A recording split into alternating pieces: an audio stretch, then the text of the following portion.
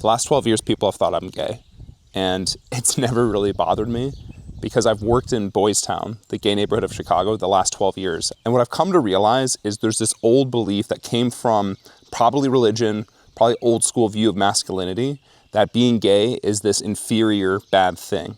It somehow makes you less of a man. Now, don't get me wrong, there's some gays that embrace their feminine, and that's totally cool, but it doesn't make you less of a person. It doesn't make you less valuable. And let's be real, being gay is not a choice. Just like being attracted to women as a man is not a choice. And gay men have had to grow up with all of this judgment, all of this condescension, and they've had to overcome that.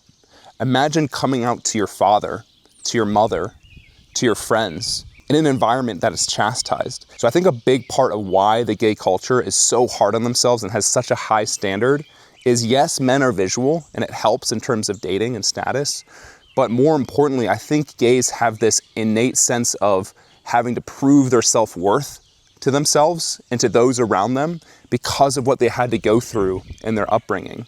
And what this leads to is some gay men get through that challenge and they become super empathetic and emotionally deep and become some of the most incredible humans.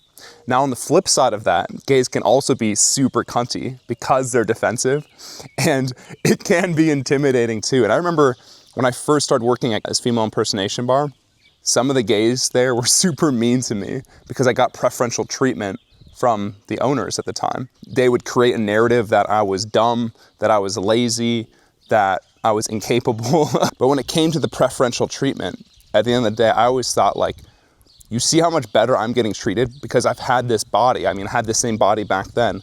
I'm like, why don't you get in shape? Like, I worked hard for this.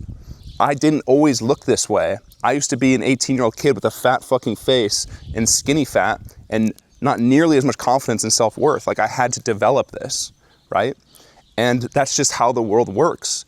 Good-looking, jacked guys, or I guess even women, get preferential treatment. And I didn't create those rules, I'm sorry. But the good news is you can put yourself in that driver's seat and create that for yourself. You will prove your self-worth to yourself from your past trauma, not even through your physical vanity, but through the confidence of doing hard things and accomplishing something that you never thought possible. The suffering it requires to be this lean is good for your soul. It makes you a type of person that can endure hardship, and that's the formula to success in anything you want to accomplish.